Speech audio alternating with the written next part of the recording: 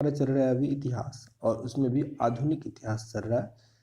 आज जो हमारा एक्सरसाइज है 19 का 2 नरमपंथी उदारवादी चरण, जिसका जो कार्यकाल था मीन्स टेन्योर था 1885 से लेकर 1905 तक का था। और फिर उससे जो आगे आता है 1905 से लेकर 1917 तक, जब तक महात्मा गांधी आते हैं, उसको कहा जाता है उग्रवादी चरण। तो अभी हम नरमपंथी जो दल था उससे संबंधित प्रश्न पढ़ रहे हैं। तो स्टार्ट करते हैं। पहला प्रश्न है, भारतीय राष्ट्रीय आंदोलन के 1885 से 1905 की अवधि को क्या कहा जाता है? यह था उदारवादी चरण। उदारवादी चरण भारतीय इतिहास में वर्ष 1885 ईस्वी प्रसिद्ध है। इसके लिए प्रसिद्ध है उस वर्ष भारतीय राष्ट्रीय कांग्रेस का स्थापना हुआ था। अक्टूबर 28 को स्थापना हुआ था 1885 में भारतीय राष्ट्रीय कांग्रेस का, जिसके पहले अध्यक्ष कौन थे? WC बनर्जी। आधुनिक भारतीय इतिहास में गोकुलदास तेजपाल संस्कृत विश्वविद्यालय क्यों प्रसिद्ध था? यहाँ पे भारतीय राष्ट्रीय कांग्रेस का प्रथम अधिवेशन हुआ था। कहाँ पे? मुंबई में है ये। ऑप्शन नंबर ए यहाँ आपका सही है। अच्छा बता दें, अगर आप लोग मैथ पढ़ना चाहते हैं तो अध्ययन केंद्र मैथ सर्च करोगे यूट्यूब पर, यानी तो लिंक डिस्क्रिप्शन बॉक्स में है। उस पर भी सगीर अहमद का मैथ का बुक चल रहा है, काफ़ी इंपॉर्टेंट है आपके कंपटीशन एग्जाम के लिए। आगे है 1885 से 1905 के काल के भारतीय राष्ट्रीय आंदोलन में उदारवादी नेताओं का प्रभुत्व था। उनके आंदोलन का मुख्य ढंग क्या था? संवैधानिक आंदोलन था। संवैधानिक आंदोलन। भारतीय राष्ट्रीय कांग्रेस की पहली बैठक किस शहर में हुई थी? बम्बई में हुआ था। बम्बई। Option number B. निम्नलिखित कांग्रेसी नेताओं में से किसको भारत का महान वृद्ध व्यक्ति, grand old man of India कहा जाता है? ये कहा जाता दादा भाई नेरोजी को। आपको क्वेश्चन में ये नहीं लिखा जाता, इसी को हिंदी में लिख देगा grand old man of India. ये कौन थे? दादा भाई नेरोजी। बहुत इंपॉर्टेंट है ये, दादा भाई नेरोजी ग्रैंड ओल्ड मैन। किस गवर्नर जनरल के कार्यकाल के दौरान भारतीय राष्ट्रीय कांग्रेस की स्थापना हुई थी? इसका मैंने कल ही एक वीडियो बनाया था। लॉर्ड डफरिन के टाइम में, लॉर्ड डफरिन के टाइम में भारतीय राष्ट्रीय कांग्रेस का स्थापना हुआ था 1885 में। एक मैंने वीडियो अपलोड किया है 1858 तक से लेकर 1947 तक जो वायसराय या गवर्नर रहा है, हालांकि उसको वायसराय कहा जाता था, और उसके टाइम में क्या कार्यकाल में मीन्स कौन कौन सा इंपॉर्टेंट वर्क हुआ, तो उसका मैंने एक वीडियो डाल दिया है, साथ ही PDF भी है, तो आप उसको ज़रूर देख लेना। अभी प्रश्न है हमारा अगला, भारतीय विश्वविद्यालय अधिनियम 1904 किस वायसराय के काल में पारित किया गया था? ये हुआ था लॉर्ड कर्जन के टाइम में। लॉर्ड कर्जन के टाइम में। भारतीय सिविल सेवा ICS में चुने गए पहले भारतीय का नाम क्या था? पहले भारतीय थे SN Tagore, Satyendra Nath Tagore, SN Tagore. Indian National Congress के संस्थापक कौन थे? इंडियन नेशनल कांग्रेस के संस्थापक AO ह्यूम। AO ह्यूम था। अब ह्यूम याद रखो, हालांकि माइकल ह्यूम भी दे दिया ऑप्शन में, तब AO ह्यूम रखो। Allan Octavius Hume. Allan Octavius Hume. ये जो व्योमेश चंद्र बनर्जी है मीन्स WC बनर्जी, ये पहले अध्यक्ष बने थे। बनना था SN बनर्जी को, सत्येंद्र नाथ बनर्जी को, पर वो उस रात नहीं आ पाए, वो जो मीटिंग था, तो फिर पहले अध्यक्ष बने WC बनर्जी और दूसरा अध्यक्ष कौन बना? SN बनर्जी। यह हमारा answer C. Hermit of Shimla किसे कहा जाता है? AO ह्यूम को। AO ह्यूम को हर्मिट ऑफ शिमला कहा जाता है। वह कौन सा प्रथम भारतीय था जो ब्रिटिश संसद के लिए निर्वाचित हुआ था? ब्रिटिश संसद के लिए निर्वाचित दादा भाई नेरोजी। दादा भाई नेरोजी ग्रैंड ओल्ड मैन ही थे ये। निम्नलिखित कथनों पर विचार कीजिए कि दादा भाई नेरोजी के बारे में इसमें से कौन कौन सा कथन सत्य है। तो यह 3 बार राष्ट्रीय कांग्रेस के अध्यक्ष रहे, ये बिल्कुल सही है। Poverty and un British rule जो बुक है उसको इन्हीं ने ही लिखा, तो ये दोनों क्या है? सही है, ये इनके द्वारा नहीं हुआ था। आंसर है ऑप्शन नंबर बी। भारतीय राष्ट्रीय कांग्रेस का प्रथम अधिवेशन लगभग आखिरी समय पर पूना से बम्बई स्थानांतरित किया गया था। ऐसा क्यों किया गया था? क्योंकि पूना में हैजा फैलने के कारण संयोजक कांग्रेस के प्रथम अधिवेशन का स्थान पूना से बंबई बदलने पर विवश हो गया। मेन कारण क्या था? जो पूना में हैजा फैल रहा था। ऑप्शन नंबर डी यहाँ आपका सही है।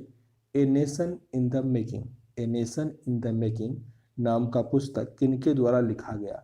सुरेंद्र नाथ बनर्जी के द्वारा। सुरेंद्र नाथ बनर्जी ने a nation in the making.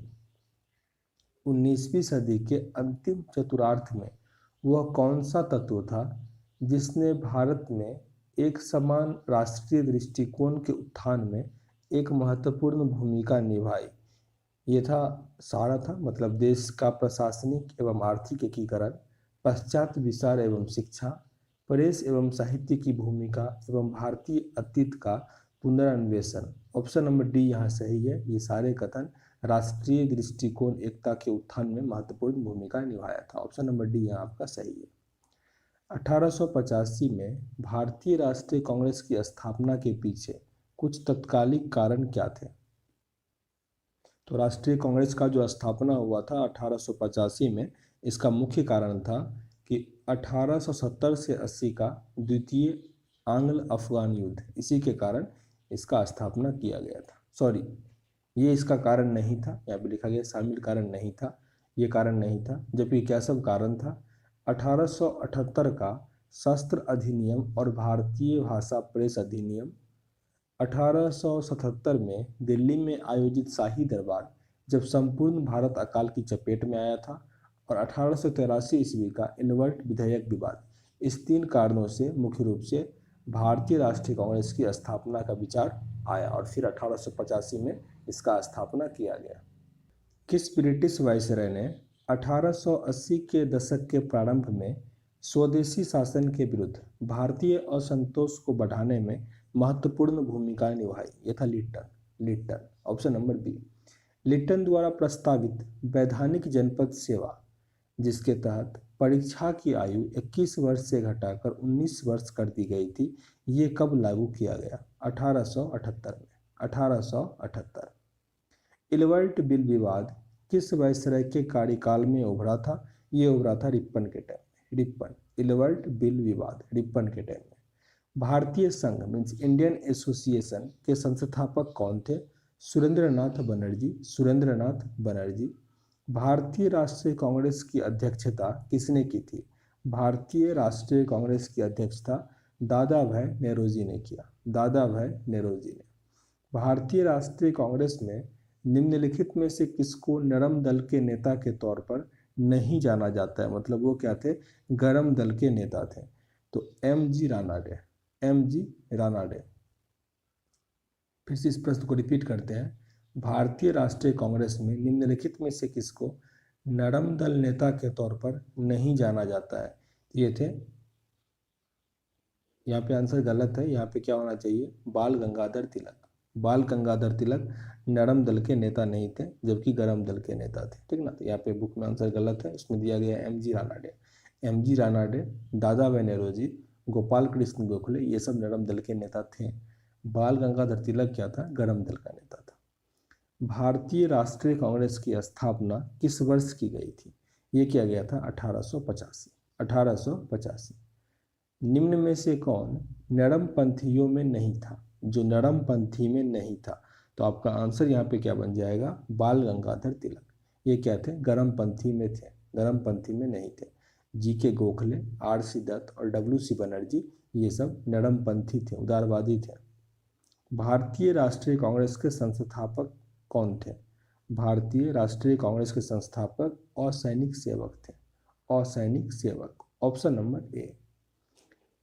अधिकतर नरमपंथी नेता क्या थे? अधिकतर नरमपंथी नेता शहरी क्षेत्र से थे। शहरी क्षेत्र से थे। 1905 में बंगाल विभाजन किस वायसरॉय ने किया था? जो 1911 में फिर कैंसिल हो गया था। लॉर्ड कर्जन ने बंगाल विभाजन किया था 1905 में। निम्नलिखित में उनके संगठन के आधार को कार्यक्रम में सजाइए। मतलब पहले क्या हुआ था उसके रिगार्डिंग आपको इसको अरेंज करना है। तो पहले हुआ था बम्बई एसोसिएशन, बम्बई एसोसिएशन, फिर इंडियन एसोसिएशन, फिर इंडियन लीग और फिर मद्रास महाजनपद सभा। ऑप्शन नंबर सी यहाँ आपका सही है। भारतीय राष्ट्रीय कांग्रेस का प्रथम मुस्लिम प्रेसिडेंट कौन था? प्रथम मुस्लिम प्रेसिडेंट कौन था? बदरुद्दीन तैयब। बदरुद्दीन तैयब मुस्लिम प्रेसिडेंट था पहला। ऑप्शन नंबर डी सही है। ब्रिटिश हाउस ऑफ कॉमन्स का चुनाव जिस भारतीय ने लड़ा था वो कौन थे? वो थे Dadabhai Naoroji. British House of Commons, Dadabhai Naoroji. किसने कहा था कांग्रेस पतन के लिए लड़खड़ा रही है? मेरी सबसे बड़ी अभिलाषा जब तक मैं भारत में हूँ कांग्रेस को शांतिपूर्ण समाप्त करने में सहयोग करना चाहिए, ये कहा गया था लॉर्ड कर्जन के द्वारा। लॉर्ड कर्जन के द्वारा। Option number B. तो यहाँ पे हमने 32 प्रश्न कंप्लीट किया। आगे अप्रॉक्स 38 प्रश्न या 39 प्रश्न बचे हुए हैं, वो हम नेक्स्ट वीडियो में कवर करेंगे।